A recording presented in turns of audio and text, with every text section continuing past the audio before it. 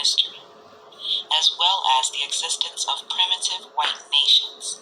They're still more numerous. So the article states, and I quote, California ugly blackish Negroes and the black Indians met by the Spaniards of Louisiana in 1543, and the moon-eyed Negroes and albinos destroyed by the Cherokees were also seen in Panama. So the language of these black tribes is called the Yaruba language, and the article states that the Yaruba language shares 50% similarities with the language of Guyana, 40% similarities to the Ashanti tribe, and 33% similarities to the Fula and Bornu tribes of the Congo, and roughly 40% with the Negro Samang people of Asia.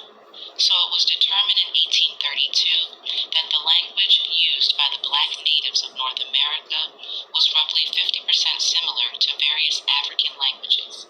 So the fact that the original Native Americans were black is very well documented. The problem is that if you try to research this topic, a lot of the images that you find of the so-called Native Americans are from the late 1800s, and by then, these so-called native black people had already been largely whited out by the white invaders. For example, if you look at these old maps, these maps date to the 1500s. These maps were drawn up when white people first started to come to America. And you can see how they clearly show the natives as being black.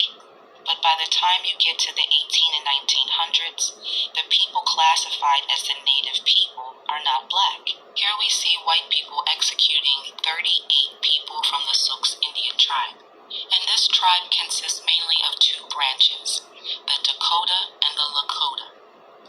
So if we look at the Lakota tribe, this is what the Lakota tribe looked like when white people showed up.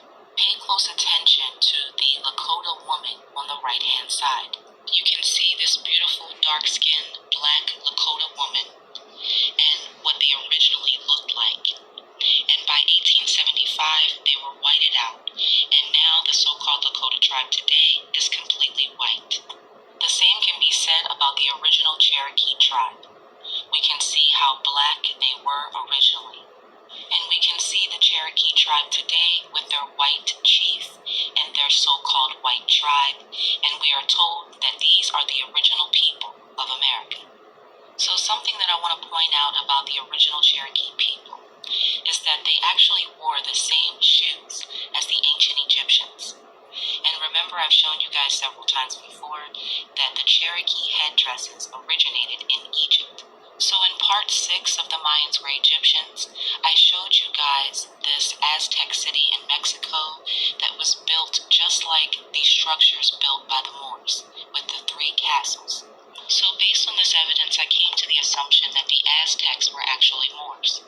And I've recently uncovered more evidence to support this. So this is another Aztec city that was documented by the Spaniards in 1524.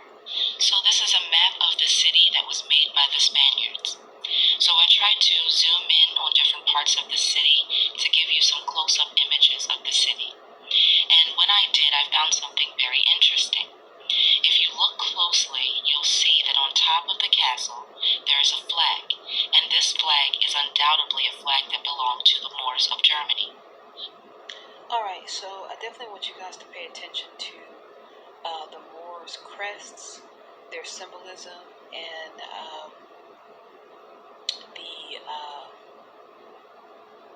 the attire of the Moors.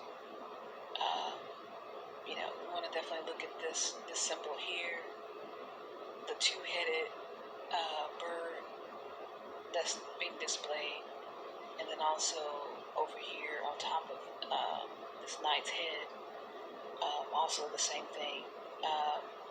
It's should be pretty familiar to you, especially this one here.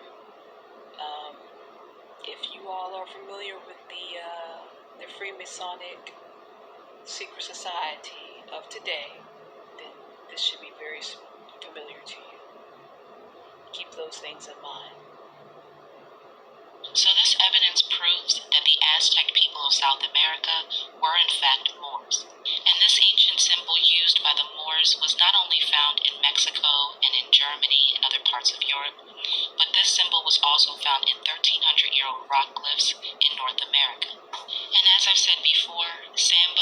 derogatory term given to black Indians. And as you can see, Sambo looks like a Moor. And I've shown you guys this, one of the first maps of America showing the Indians, and you can see that it has a coat of arms that belong to the Moors. So another map that I showed you guys before is this map of Mississippi from the 1600s. And it's important because it shows a castle in the left-hand corner, meaning that there were castles in America when white people arrived. And these are just a few of the many old castles that can be found in Mississippi. So the Mississippi Indians were called Creek Indians.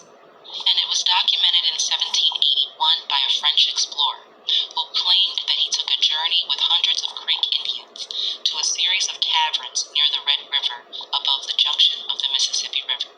And according to the French explorer, the original Creek Indian ancestors are believed to have emerged out to the surface of the earth in ancient times from the caverns. And he also claimed that the caverns that they saw could easily contain 15 to 20,000 families.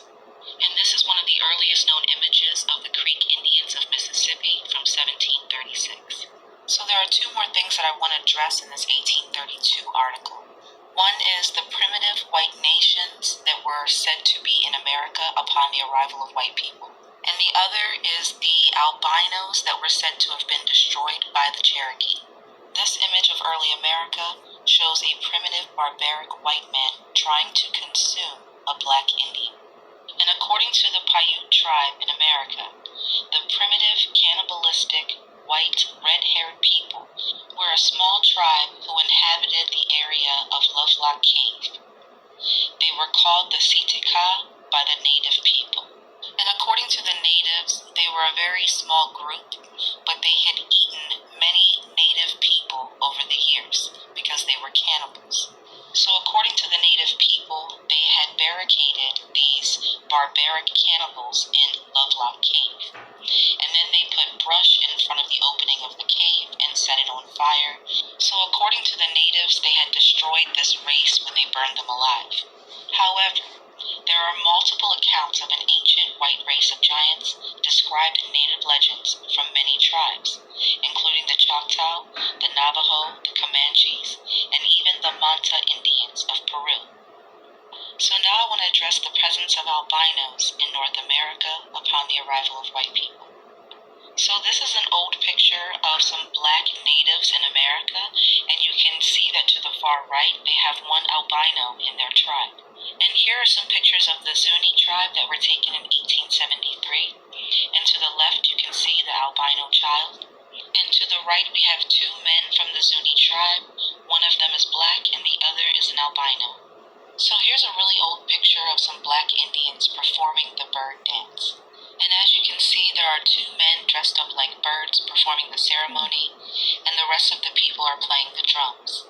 And the bird dance performed by the ancient Native Americans is also performed by various black tribes in Africa to this day.